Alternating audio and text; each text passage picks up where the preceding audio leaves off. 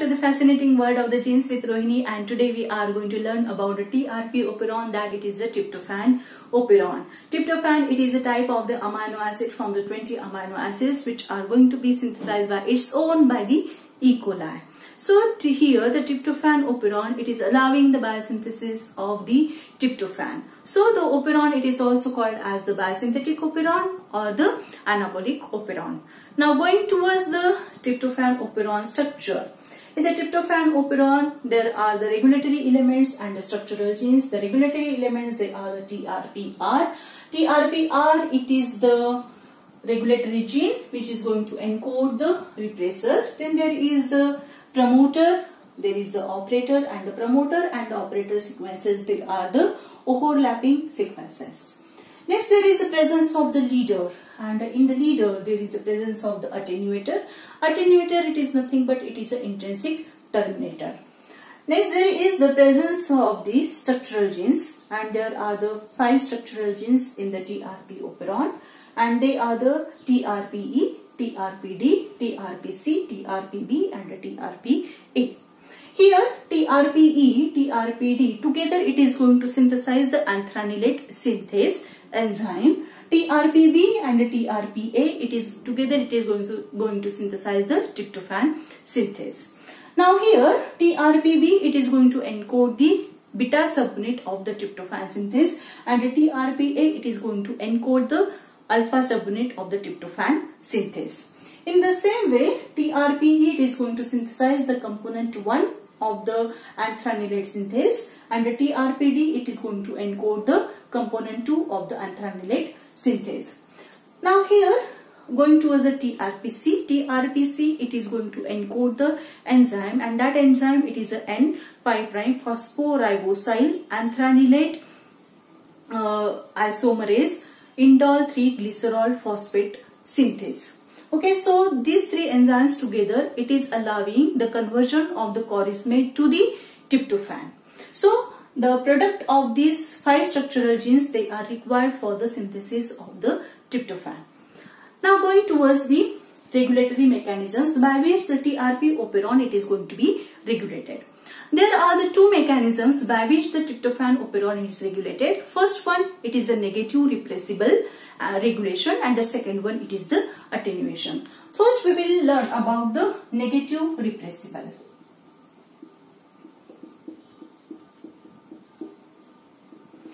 In the negative repressible type of the regulation, the TRPR, okay, the TRPR, it is going to encode the regulatory protein, and that regulatory protein, it is the inactive.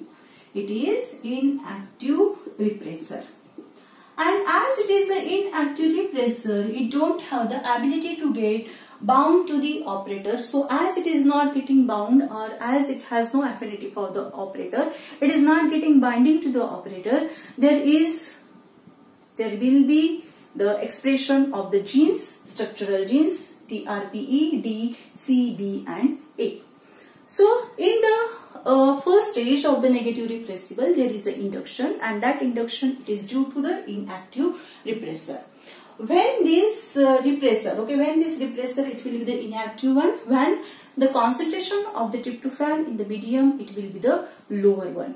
So when the tryptophan, it is a lower one, at that time there has to be the synthesis of the enzymes required for the conversion from the chorismate to the tryptophan. So there has to be the expression of the structural genes, and this expression of the structural genes, it is allowed due to the inactive repressor, or you may call it as an aporepressor. Now the transcription has been started, a large amount of the tryptophan has been synthesized into the cell. At that time there is no need of the expression of the structural genes, and at this condition, there has to be the active repressor, and this inactive repressor, it has to make a active repressor, and to make the inactive repressor active repressor, there is an incoming of the co-repressor, and here in the TRP operon, that co-repressor, it is the tryptophan itself. Okay, there is a co-repressor, there is incoming of the co-repressor, and this co-repressor then it is getting bound to the inactive repressor and making the repressor a active repressor. Okay, now the repressor it is a active one. Who has made the repressor active? Co-repressor. Okay, co-repressor bound to the inactive repressor, making the conformational changes into the repressor, making it an active one, and when it is becoming an active one, now it can go and bind to the operator, and when it is getting and binding to the operator, it is binding at the overlapping sequences between the promoter and operator. Okay, it is binding to where? Overlapping sequences of the promoter and operator, and as it is binding to the promoter sequences, okay, it is not allowing the RNA polymerases to get loaded over the promoter, and as there is no RNA polymerases loaded over the promoter, what will happen? There will be no expression of the genes, that is, there is a switch off. So in this way there is a second stage of the negative repressible, and that it is the repression, and that repression it is going to occur due to whom? Due to the tryptophan itself, that is the tryptophan concentration is high. Tryptophan it is now working as an co-repressor binding to the inactive repressor to make it an active, and active repressor binding to the operator at the promoter operator overlapping sequences, and so no RNA polymerases loading, and as no RNA polymerases has been loaded, there will be the no expression of the structural genes. Okay, this is regarding the negative repressible. Now the next we will go towards the attenuation. The next mechanism, it is the attenuation. Attenuation, it is nothing but it is a premature termination, and that premature termination it is going to be there due to the formation of this attenuator. Okay, now here when you look at this leader sequence, the leader sequence it is divided into the 4 parts. Okay, first part or the sequence 1 or a region 1, second sequence, third sequence, and a fourth sequence. And here these sequences they can complementary base pair in the 2 alternative forms. The first form by which it can do the alternate base pairing, that it is the first sequence it can base pair with the second, complementary base pair with the second, and the third sequence it is also going to be get complementary base pair with the 4. Okay, so the first type of the complementary base pairing it is between the first sequence and the second sequence, and 3 and 4, and when the third sequence it is complementary base pairing with the 4th sequence, at that time the intrinsic termination signal it is going to appear, that is it is a attenuator. So the 3 and 4 it is a attenuator. It is a GC rich chain loop structure followed by the uridine residues. It is the termination signal. Okay, so here 3 and 4 it is the attenuator. Base pairing between the 3 and 4 it is the attenuator.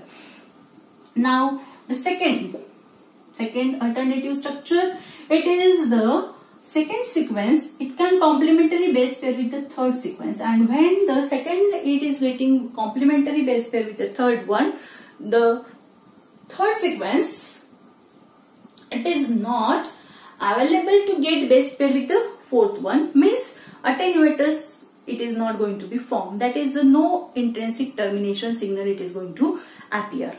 So when there is the appearing of the attenuator, there will be termination, means there is a attenuation. When there is 2 and 3 base pairing, means there is a no attenuator formation. At that time there is a no attenuation, means there will be the transcription, there is a switch on. Okay, so when this is going to happen, when there is a high concentration of the tryptophan, when there is a high concentration of the tryptophan, at that time there will be the attenuation, means this 3 and 4 they are going to complementary base pair, attenuator it is going to be formed. When there is a low concentration of the tryptophan, at that time the second sequence it can base pair with the third sequence, so there is a no attenuator formation, means there is a no attenuation. Okay, so in this way there will be the transcription of the structural genes. Now how it is going to be there? You know all that in the prokaryotes there is a co-translation. Co-translation means what? When there is an ongoing transcription, at the same time the translation it is going to be started, that it is called as an co-translation. So here we will consider the two cases. The tryptophan concentration it is a higher one, and the tryptophan concentration it is a lower one. What is going to happen in both of the cases? When their tryptophan concentration it is a higher one, the charged tRNA for the TRP it is also in a high concentration. Okay, so here the first case, tryptophan concentration it is a higher one. At that time the concentration of the charged tRNA it is also in a high concentration. Now here the transcription has been started, and now the sequence 1, okay, the sequence 1 now it is going to be covered by the ribosome. Now here when we are speaking about the sequence 1, here we have to note that in the sequence 1 there are the two codons for the tryptophan. Okay, there are the two codons for the tryptophan, and it has been noted down that whenever there is a deletion of these tryptophan codons from the sequence 1, there is a no attenuation. Okay, there is a no attenuation means what? To have the attenuation regulation, at that time it is important that in the sequence 1 there has to be the presence of the tryptophan codons.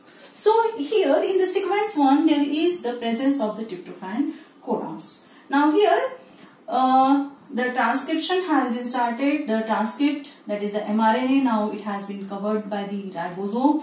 Here it is the P site, here it is the A site, and here it is a P at the P. The tRNA with the peptide is present, A site is there, and at now here at the A site, now suppose there is incoming of the TRP codon. But as the concentration of the charged tRNA it is a higher one, this TRP codon now it is getting read faster. Okay, the TRP codon, both of the TRP codon it is going to be read faster, and as it is going to be read faster, what will happen? The sequence 2 which has been transcribed, now that sequence 2, okay, that sequence 2 it will now get covered with the ribosome. Okay, due to the first sequence which has been translated faster due to the high concentration of the charged tRNA, as high concentration of charged tRNA, TRP codons they are read faster, and as they are read faster, sequence 1 it is translated faster. So what will happen? The sequence 2 which has been transcribed, it will go into the ribosome. Ribosome now it is going to cover the sequence 2, and when it is covered by the ribosome, at that time there will be the synthesis of the sequence 3. Okay. And when there is a translation ongoing of the sequence 2, at that time both of the sequences 3 and 4, both of the sequences they are getting transcribed. Okay, 3 has transcribed, 4 has transcribed, and just now what we have seen that the 3 is able to get base pair with the 4. Okay, so here we can show here, okay, we can show here third sequence it has been base paired with the fourth sequence, okay, third and the fourth, and it is forming which structure? GC rich stem loop structure followed by the uridine residues, which is a intrinsic termination, that is the attenuator it has been formed here, and as there is the attenuator formation there is termination. Okay, so intrinsic termination, whenever it is going to appear, there will be the termination, and that termination it will be before the start of the structural genes. Means the RNA polymerases it is not allowed to enter into the structural genes because there is a premature termination. That is, there is the attenuation. The attenuation it is due to whom? Due to the formation of the attenuator, due to the appearing the attenuator. Who is the attenuator? Third sequence base pairing with the fourth sequence. forming the GC loop structure followed by the uridine residue. It is the attenuator. So due to that attenuator, there is a premature termination, and due to that premature termination, there is no transcription from the structural genes. So in this way, there is a switch off due to the attenuation. Now consider the second. Okay, tryptophan concentration, it is the lower one. The second condition, it is the tryptophan concentration, it is the lower one. So obviously the tRNA, okay, the charged tRNA concentration, it will be also lower one. And as the concentration of the charged tRNA, it is the lower one, what will happen? What will happen? What do you think? When there is a transcription of the first sequence and at these P and the A site, now at the A site there is incoming of the TRP codon, and this TRP codon, it is not getting translated faster, it is not read faster. It is like how you are waiting for the bus, but the frequency of the bus, it is the lower one. At a lower frequency, buses, they are running on the road, so you have to wait for the bus. In the same way here, the tryptophan codons, they are present, and that codons, they are now going to wait for the charged tRNA, but the number of charged tRNA present into the cell, they are the lower in number, lower in concentration. So here the ribosome, now it is going to be stopped, it is going to wait for the charged tRNA. So this, it is called as a stalling of the ribosome, and during the stalling of the ribosome, there will be the synthesis of the second sequence and also the third sequence. While ribosome has stalled, there will be the synthesis of the both of the sequences, second sequence as well as the third sequence. And just now we have seen that second sequence, it can base pair with the third one. So here we can show here base pairing between the second and the third. Now here, okay, there will be now second sequence, it has a base pair with the third one, and now here there will be the transcription of the fourth sequence also transcribed, but there is no third sequence to whom it can base pair, and as third sequence, it is not free to get base pair with the fourth sequence. What will happen? No attenuator, no intrinsic terminator signal, it is going to be there, and as no termination signal is there, what will happen? There is no attenuation, there is no premature termination. That is, the RNA polymerases, now it can proceed through the structural genes and it can do the transcription of the structural genes. In this way, there will be the no attenuation when concentration of tryptophan, it is a lower one. So it is allowing the transcription of the structural genes.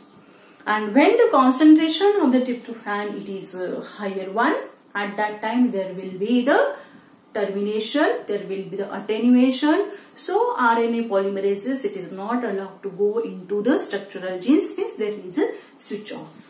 So in this way, the tryptophan operon, it is regulated by the two mechanisms, negative repressible and attenuation.